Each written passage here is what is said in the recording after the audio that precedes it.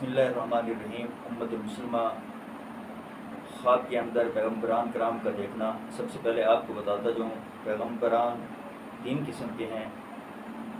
اول جو ہیں اول العزم ہیں، دوم جو ہیں مرسل ہیں، سوم جو ہیں نبی ہیں۔ اول العزم پیغمبر 6 ہیں، ان میں سب سے پہلے حضرت آدم علیہ السلام، حضرت نوح علیہ السلام، حضرت ابراہیم علیہ السلام، حضرت موسیٰ علیہ السلام، حضرت عیسیٰ علیہ السلام، حضرت محمد مصطفیٰ صلی اللہ علیہ وسلم۔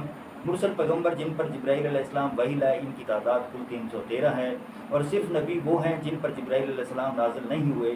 جس شخص نے اول العزم پیغمبروں کو دیکھا، عزت و جلال کی دلیل ہے۔ اگر مرسل کو دیکھے تو دشمن پر فاتح پر، اگر موضوع غم اور سختی میں ہے تو خیر اور صلاح اور دین اور دنیا کے کاروبار کی آبادی پر، اگر پیغمبر کو نقل مکانی کرتے دیکھے تو اس موضوع پر بلائے عظیم حق تعالیٰ نازل فرمائے گا۔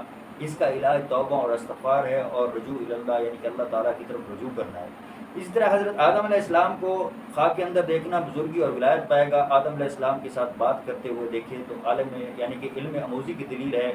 اسی طرح اگر نافرمانی کرتا ہے تو بدبختی کی دلیل ہے۔ حضرت اماں حوا علیہ السلام کو خواب کے اندر دیکھنا دولت اور اقبال پائے، عیش اور خوشی پائے، وافر نعمت اور دراز عمر پائے۔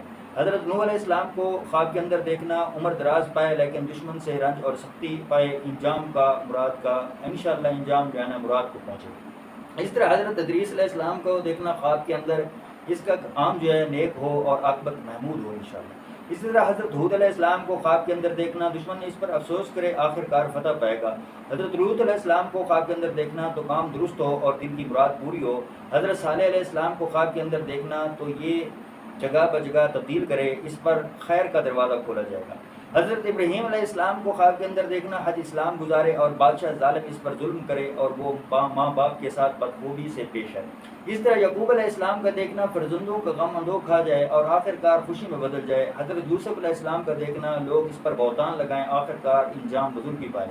شعیب علیہ السلام کا دیکھنا دشمن اس پر غلبہ پائے، آخر کار وہ دشمن پر فتح پائے۔ داؤد علیہ السلام کا دیکھنا بزرگی اور بادشاہی اور مال سے مراد اس کی دلیل ہے۔ اگر اس طرح ذکر علیہ السلام کو خواب کے اندر دیکھتا ہے توفیق اطاعت کی دلیل ہے۔ یحییٰ علیہ السلام، حضرت یحییٰ علیہ السلام کو اگر خواب کے اندر دیکھتا ہو تو کار خیر کی توفیق ہے۔ اسی طرح حضرت خضر علیہ السلام کو دیکھنا تو درازی عمر کی دلیل ہے اور سفیر امن ہوگا۔ اور اس طرح حضرت یونس علیہ السلام کو خواب کے اندر دیکھنا غموں سے نجات پائے گا اور تاریکی سے روشنی میں آئے گا۔ اسی طرح حضرت ایوب علیہ السلام کو دیکھنا نا امید میں بدل جائے۔ حضرت محمد مصطفیٰ صلی اللہ علیہ وسلم کو دیکھے تو سب غموں سے نجات پائے تو امن میں آئے۔ قرض سے ہے تو بری ہو، قیدی ہوئے تو نجات پائے، مالدار ہو تو درویش ہو۔ آپ صلی اللہ علیہ وسلم نے فرمایا جس نے مجھے دیکھا یا مجھ کو دیکھا حق دیکھا ہے، اور یہ اس کے لیے زیادہ تر اس کی جو دلیل ہے اس بات پہ ہے کہ سعادت آخرت پائے گا۔ سبحان اللہ۔